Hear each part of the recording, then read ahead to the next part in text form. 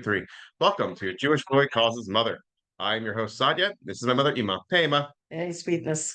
Okay. Isn't it nice being together instead of on separate lines? Yeah, it actually does make things a lot easier. Yes. We can coordinate things a little better. We want to talk about you going to different places when you were a kid, when your sister used to take you out and go bowling and whatnot. Well, my my sister and I were reminiscing about that, how my mother wanted to get me out of the house, so she would always just pawn me off on my older sister. My older sister would go out with her friends, and usually to the movies most of the time.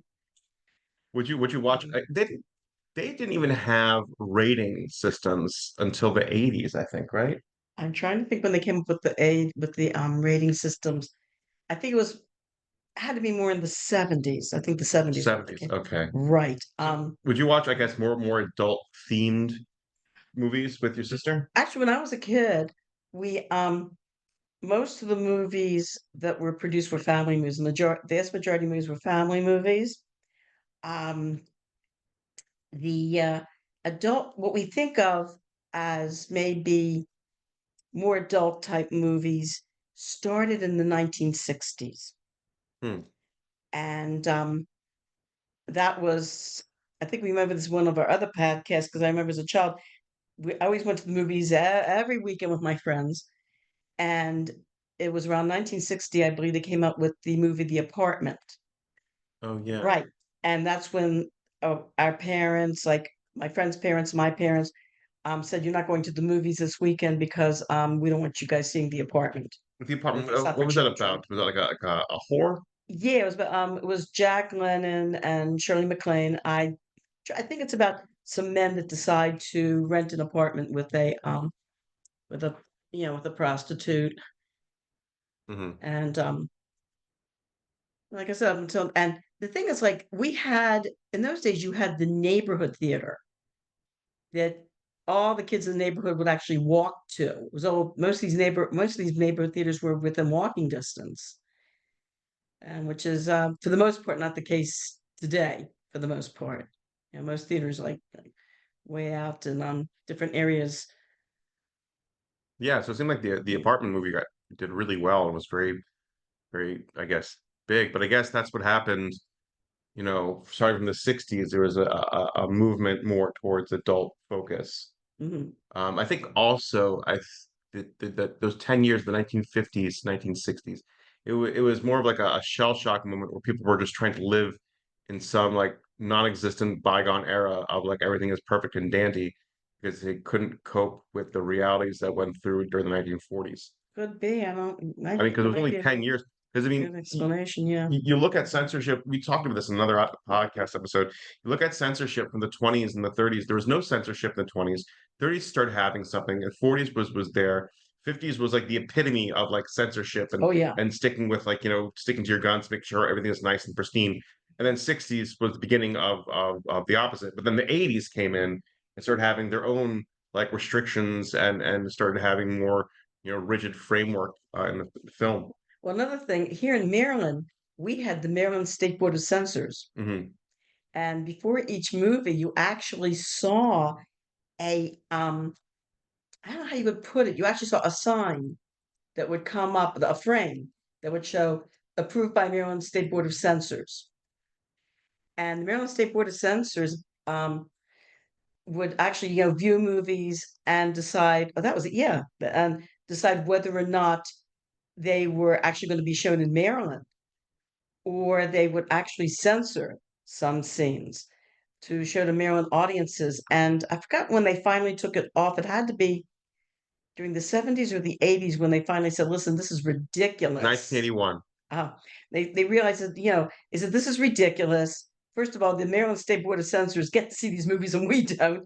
And hey, like, let's be adults about this and let's leave it up to the individual discretion of the individual, rather than have a state board of censors. So, Well, that kind of bleeds into the next topic we were going to talk about, the idea of being an individual versus being part of a yeah. community. I want to go back a little bit though, Sure. because I remember another thing that happened in the 60s was that you had topics that were particularly of a sexual nature that were being explored in movie theaters and basically examined. Like, I remember a British movie from the 60s. It was called The L-Shaped Room, Okay. and it was about this young woman who is pregnant out of wedlock and um, decides to just basically decides that she's going to give birth to her baby and keep her baby, which at the time was a topic that was very much taboo. But it was like this movie really examined the basically the ins and outs. Because for a while in the beginning of the movie, she's debating with herself whether or not she should have an abortion, and she decides through a series of different things that happen to that she's going to go ahead and give birth to this baby and raise this baby herself. Did you ever have to help someone go through that, like decide to keep a baby or not, with all of your friends that were like sexually active? Thank God, no, no. None of my friends ever, as far as I know, Yeah. none of my friends ever were in that position. I think I remember you telling me when I was a kid about Mhm. like there was a story in the Jewish community that there was a couple, a teenage couple that he knocked her up and they did a shotgun wedding and then the like marriage failed like 2 years later. Um, it was, yeah, I heard about that. It was uh, Rumor of the day. what was You know to give names, Ema. no, okay, so um, s- uh, somebody called me and Hmm. said, "Hey," he said that he just got a very interesting call midnight from a friend of his and said, "I need you to come over to my house and be an aide at my wedding." I goes, what? Uh, It's just so shotgun weddings don't yeah, help. It's just it does. it's. Did you have any again? Did you have any No, friends that shotgun? not to my knowledge. So they were sexually active and they got away with it, and someone else just being a nerd the whole time. Okay, just wondering. Huh? Just try to Huh? clarify. I don't know unless they kept it away from me, but I don't know. No, no, no, I never had that experience with any of my friends. Mm, okay. So we were talking about the individual and being part of the community. I guess like I guess it's for most people have this situation, but like when you're a teenager, you want to be an individual. You want to kind of shed, your parents', identity of you, and you want to try to become this person, this thing that's some independent, don't take no flack kind of attitude. And then like over the years, you eventually just lean into conformity. Can you talk about your experience with that? I think everyone goes through that. You know, teenagers, trying to teenagers are a time of trying to spread your wings and trying to find your own identity. Some people more so, some people less so. This friend of mine who was a very from she's a very from woman, always was very from. Um, she was she was one of these from girls who there's some people who just naturally walk in step with the way that they're raised, and that's okay. They're comfortable like that. And she said the most rebellious thing she ever did was wear red lipstick to school one time. And one of the teachers said, "Oh, come on, you don't need to put that on. You're pretty as it is. You don't need to wear You're that." pretty without makeup, eh? Well, I remember one time I was teaching seventh grade in New York at Bez, and there was this girl in my class who unfortunately was not very attractive. She was very, very much overweight. Hmm. And one day she comes to school wearing very high heels that she can barely walk in because I think she was very overweight. She's all stumbling around in them. And she's wearing all this makeup, like a whole bunch of makeup, not in good, my makeup in good taste. I mean, Yeah, but she like really had all this makeup on. So between the poor girl being overweight and stumbling around in these high heels yeah. and putting on all this look that did not make her look attractive at all. And I smiled at her and said, "You're too pretty to need all that." So And the next day she came to school and she had regular shoes on and that she could walk around in and the makeup was gone. I'm glad you beat her down from her trying to like find herself, and then decided she just went back to Didn't beat her down. It's just I told her she was too pretty to have to wear all you're too pretty. Come on, give me a smile, hon. I didn't want to tell her that she looked horrible. She looked gross. So that's how I tried to put it to her. Oh well. What other like various reality checks Besides the fact that now she was able to walk normally. I mean, she was almost falling over in these heels. did you try to go ahead and tell anybody else what to do when you were younger? That was one of my problems. I was always telling people what to do. You always had all the solutions to all life's problems. Um, I remember my mother one mhm, day saying to me as an adult that she has spent the majority of her life just learning when to talk and when to not. And I have to say the same thing. mm, I wonder how many people, how many, I think the majority of us, that's basically, we spend our lives, unless we're really obnoxious and don't see it, the majority of us spend our lives basically working on social skills yeah, and how we can improve about how to, when to talk, when not to talk, when to say the right thing. Basically, learning how to get along with people. Unless, unless you're like the late, um, the late concert pianist Glenn Gould. Glenn Gould. Glenn Gould. He was known for never being able to get along with anybody in any situation. He was a genius of a piano player, and he made these amazing recordings, especially of Bach Gold. He's very. I think one of the things he's known for is the Bach Goldenberg variations. And even though he was an amazing he he made those amazing recordings of all these piano pieces.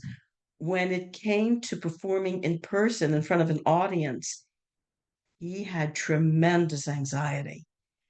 And there were a few times that he did it. There was one time he almost did not go on stage with Leonard Bernstein. Um, Leonard Bernstein had to really work on him, and he eventually did go on stage and perform.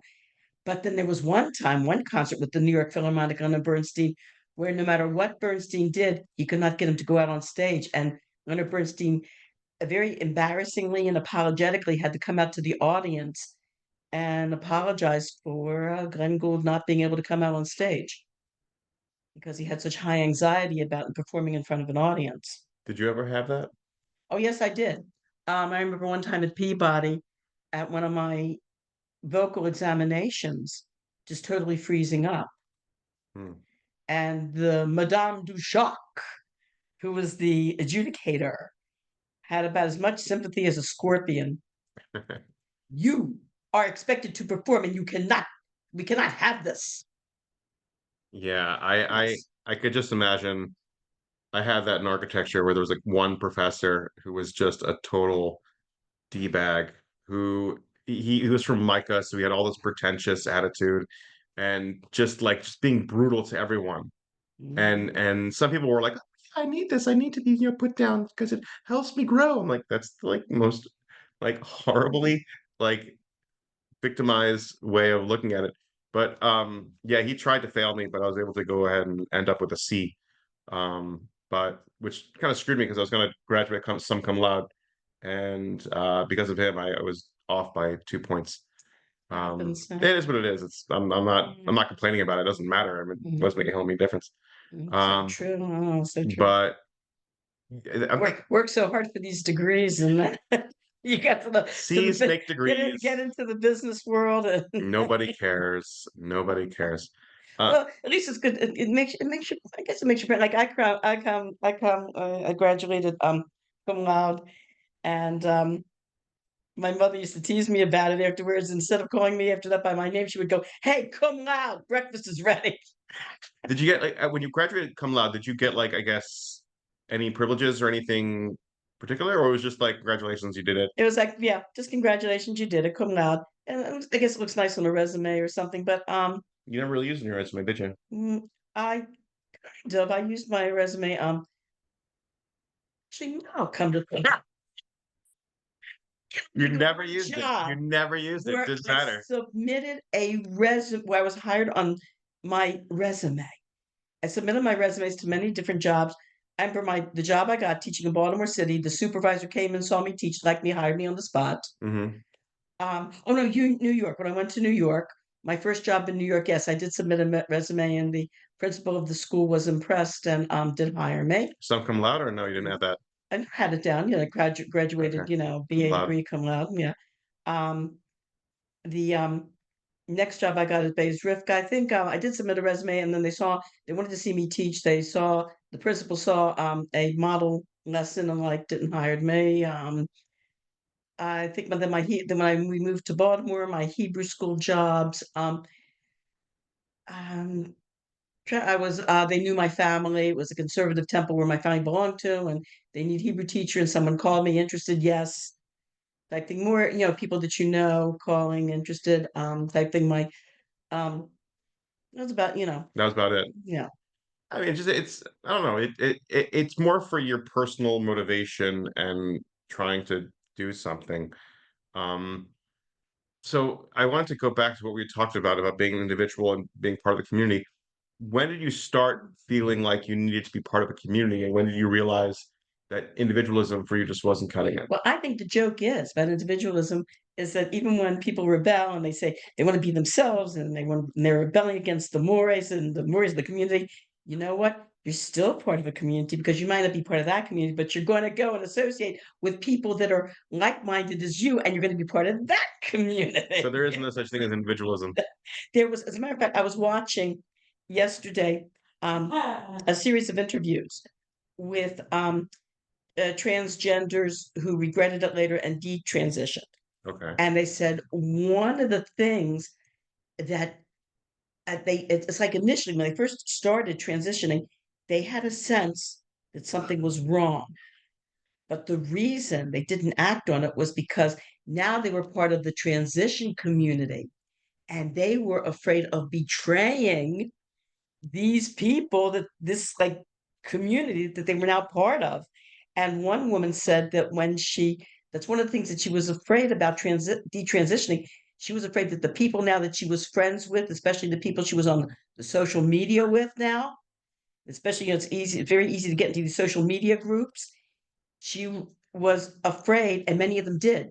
When she expressed doubts, many of them started to come after her like she was betraying them. Did you ever feel like you were betraying people when you became from? No, actually, because I teach I had graduated college. As a matter of fact, after graduating college, um, I I didn't. That's the thing about when you're in college, it's almost like a subculture. Yeah. When you graduate, one of the problems that many people have is that you're no longer part of that subculture. Everyone splits up and goes into their own individual occupations or what they're doing. Maybe they get married, maybe this, maybe that, maybe they move to another part of the country. And there is a vacuum for a while where you're no longer part of that social network. Yeah. And so I was in that vacuum where I really had no real social life. So that was, when I became part of the from community, that was like almost like a welcome, like a welcome part of my life is that because prior to that, I was finished with my old, social group. So you became from So right after you graduated, basically filling yeah, that void from needing a community and not having one yeah, after college. yeah. Because I'm realizing a lot of adults, because a lot of adults in general have that problem. If they're not part of an organized religion or part of some, I don't want to say sports team, but something to just ground them, they feel very lost because they don't have this, community that they got in college where, you know, you have roommates and then you have an apartment where everybody knows everybody. Then you go to this down to the quad or where there's tons of people that are doing stuff and there's always something happening, something going on. Every weekend's always an event. You have your religiosity, so to speak. You have your, Saturday night party, you have your Monday afternoon class, you have your various other get-togethers with different people, and that really creates this community. And then when you finish graduating, that all goes away. Yes. And then that's really where you try to go ahead and try to fill that void, not in a negative sense, like you're just like it's empty, you're trying to fill empty with empty, but like there's definitely a community that you feel like you want to belong to. I think that's where I'm just guessing here. I would think that there would be, a higher sense of religiosity amongst Jews trying to find their, I guess, Mhm. place of what to do. It's like, oh, I normally go to Chabad on campus on Fridays. Mhm. So what do I do now? Well, let's see if there's a local Chabad that I'm at, that where I live. Um, but that's something I feel like it's slowly realizing because more and more people feel that emptiness with secularism. Because I think, and that's where I think that's why there's such a strong connection towards religiosity, and that's why in Europe there's an overgrowth of religiosity towards Islam, because they have that there, which they've destroyed amongst it around the church, and Mhm. they basically destroyed the church and turned everything into secularism. And then now they still crave that religious void, and nothing fills that religious void but religion. I think you kind of hit the nail on the head. People in general, the people in general, if mankind is a social animal, Yeah, we are, and you're always going to be part of a community. The question is, what type of community? How positive? How negative? How, like even let's face it, like like one of the problems gangs. that No, gangs, that's right? that's one of the main That's one of reasons the why people join gangs. I was reading an article about um Nebuch about some of these gangs. This was like 20 years ago. I was reading that some of these gangs were forming in Chicago and New York, whatever. And I said the problem was that you didn't have concrete families. You had all these it was just saying you had all these Broken single parent homes. mothers from broken home, kids from broken homes, single parent mothers, nobody knowing who their father is, not having a father figure, not having a cohesive family unit, supportive family unit. And so that's why they were showing in this article, they said that they had interviewed kids as young as 13, some as young as 12, that were joining these gangs Yeah, because this was like their family. it This was was their community and their family. from what I was told and what I've learned that these gangs really do kind of treat it like a community. There is issues, with Well, violence and everything. Um, but one of the things that these gangs do to keep themselves around is giving to their community and creating a sense of security as well. well, with Like prime money, like Al prime money, Capone, Al Capone set like up. prime money goes to Yeah, charity. Like, that's it. Uh, your wife had a very good idea. She says about like money laundering, like their money going. well, that I was that's thinking about that's like that Al, could when be Al something Capone as well. set up soup kitchens in Chicago during the 1930s during the Depression. Yeah, and he Yeah, started the idea of expired milk and having and putting a label on expired milk. Um, they say a broken clock is right twice a day. yeah, yeah, it is. That's what I'm saying. So like a lot of these, Uh, because a lot of these people need a family, and what they do is they have these gangs to go ahead and be their family. You know, and I think that's also. I mean, when you're a teenager, you care about your friends, and you always want to hang out with your friends, and then realize by the time you're mid 20s, all your friends have their own lives. So then, what do you have? And how do you create that system? And uh, I'm trying to remember how long were you single before you became you married Tati? oh my gosh. From being as a from Graduating person, college. Oh, from person. because that's different. Oh, I became from when I was like around oh, I would say 20, 22, 23, So 22, okay, 23. And I married your father with the night of our wedding, I turned 27, okay, which that was a very good idea because I felt that I had seen too many Bali Chuvas. Like you said, you're switching communities, you're switching lifestyles. And so I had seen too many Bali Chuvas who the first thing they wanted to do to fill that void was to get married.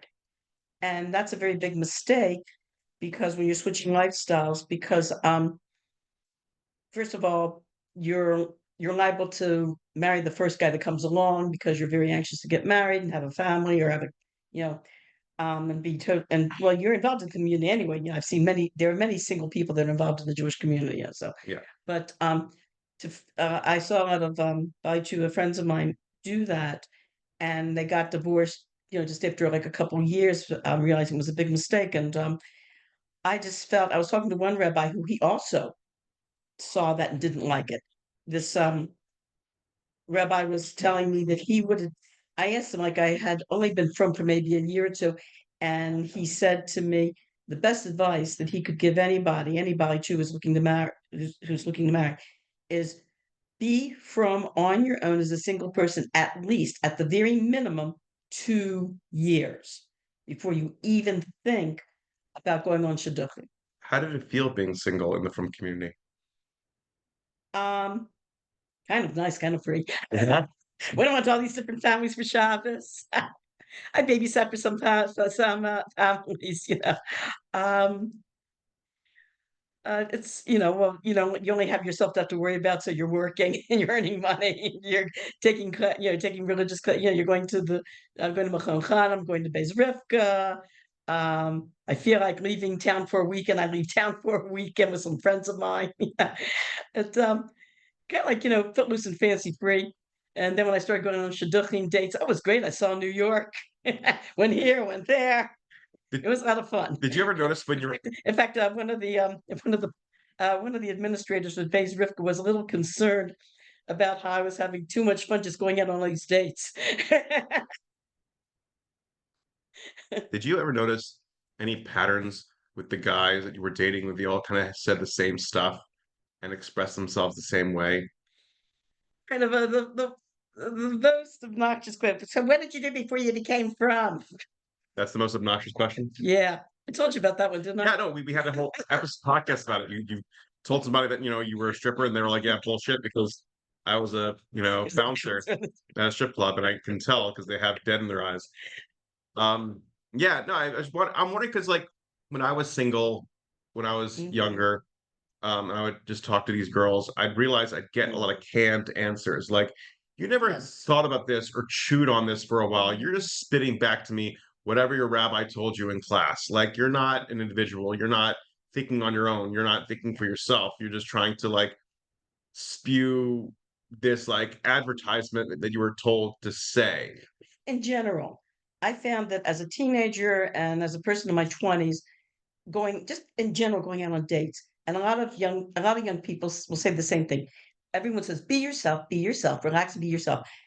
It's hard to be yourself. First of all, you don't know yourself. And there's a certain when you go out with these guys, a certain you feel you're nervous. You are really nervous. You don't want to come off the wrong way. And so a lot of times you act in ways that is not you. You Like, say things is not that, like, you'll say things that that's not really me, what I'm saying. can you elaborate on that? Oh gosh, I'm trying to think. Because I mean, I'm sure any single people, we've all gone through this. And I think other people are probably shaking their heads at this point. Yeah, yeah. You know, I mean, to try to relax and be yourself. it's Oh, not about being yourself. yeah. It's not just about being yourself. It's also about the idea of putting your best foot forward. I think people think like, oh, I have to be myself, therefore I'll, fart in public and then burp. Like, no, what are you doing? Stop, stop. There's social decorum. Put your best foot forward. Yeah. Learn how to talk appropriately. Well, I remember this one guy I went out with. We were walking and walking, and he stops walking. He says, "Listen, this is no good." At first, I thought, "Oh my God, what did I say wrong?" And he says to me, "I've got to find a bathroom." Yeah, it's that's what I'm talking about. Like, at what point do you start? What point did you really start to relax? And then when it came to dates, just starting to just learn how to be yourself on a date and not just be this cardboard cutout of yourself. I think the more you go out with somebody, the more often you see, the more you go out. The real you eventually, you relax, and the real you comes out. The thing that people have to understand about shidduchim is it's just what the word says. A shidduch is a match. It's like putting together a puzzle. And we're sometimes we mistake shidduchim for competition, like or for like some sort of pageant or beauty contest, and we want to put on a certain air, we want to put on a certain persona, and that's not what it's about. It's about being the real you and show and relaxing and being who you are and being honest about yourself. Because if this, we're so worried this guy's not going to like me. Well, guess what? That's what a shidduch is about. It's a two-way street. If he doesn't like you for who you are, that means then that this was not a good match. And on to the next person. And like one of your sisters was complaining to me that people were criticizing her and saying, "Oh, you're too assertive. You're too no guy's going to want you because you're too assertive. You're too aggressive, whatever." And I said to her, somewhere, from home, there's a young man that's sitting at a table with his mother, and he's saying, all these frum girls are so wimpy. I'm looking for a girl that's got gumption and is assertive. And that's the one that's for you. That's good advice. But what's so funny is I grew up with assertive women my whole life that I didn't know it was a thing that some women are purposely quiet. I didn't know that was a thing. I thought it was just more of like I was so used to all my siblings, all my aunts, and everybody just being loud and obnoxious and opinionated and having their own like voice. I'm like, okay, that's just what women are. They're loud and opinionated. That's just what you're going to deal with. What's wrong with being Oh, opinionated? for sure. That's fantastic. Everybody wants to feel that their partner is loud and opinionated and Some always people like over, that person. overtly critical as well, and then constantly putting them down and always bringing up issues and always pointing out their flaws and always pointing out something going on or something to do. Like there's no rest or whatsoever. No, you're right. You're absolutely right. I do apologize. Um, but Actually, there's some guys that really do like that. yes, yes, and some guys like getting their nuts stomped by Chinese women. Believe me. There's a what was it? It's a peg for every hole. It's like there's always something. There's always gonna be I a think it's fit a hole for every peg. hole for every peg for every hole. Whatever. It doesn't matter. The point I'm trying to make is it's okay to be a loud opinionated individual, and that's fine. So what if everybody finds it off-putting and obnoxious and annoying, and maybe you should probably, tone it down a bit. But that's just everyone else's opinion. It doesn't mean anything. What the majority of people are going to be right? Like, come on, you know? So now that we understood that, so at what point you eventually got comfortable? So my question I was going to ask is, do you believe in always asking for a second date in the shidduch world? Or at least like 80% of the time, 90% of the time. Because you just said you only get comfortable with the person after a while. So how could you go ahead and like I would recommend people. I say 2 dates, 2 dates? but don't let yourself be talked into anything because a lot of times you go out on I've heard stories of people they went on one date and at first they said no, and they second date, and then they said, well, maybe, maybe there were aspects of this person that I didn't see before. And eventually it did turn out to be the person that they did marry and were very happy with. On the other hand, I've seen other situations where it was just the opposite. The person knew after the first date, hey, this is not a match, and the pushy shadchanim kept pushing and pushing and pushing and pushing, and people wound up even engaged, sometimes in extreme cases, even married to someone who they knew was just not for them, but they let the shadchanim talk them into it. And of course, needless to say, those were not successful marriages, or you know, it you know, like I said, was uh, if trust your gut. But okay, by the second date, if you see by the second date, hey, this is just not going, then and you have to sometimes put your foot down to the shotgun or the shotgun and say, listen, stop pushing this. This is just not for me.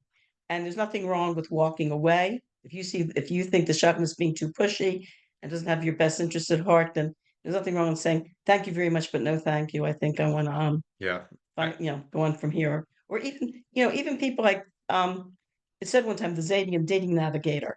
yeah. He felt, and I agree with this, that there's nothing wrong in making your own shidduch. If you've met somebody and you think this person in the community is, you've met, this is a neighbor or the sister of a friend or something, you've spoken to them in the past, and you think would make a good chef, nothing wrong in just going ahead yourself. Well, that's a whole other issue when it comes to the Jewish world. I see where it's like they're so scared to make a decision for themselves, Mhm. and and it comes from anxiety and it comes from controlling parents, where it's like I'm so used to my parents controlling me. Now I'm too scared to make a decision for myself.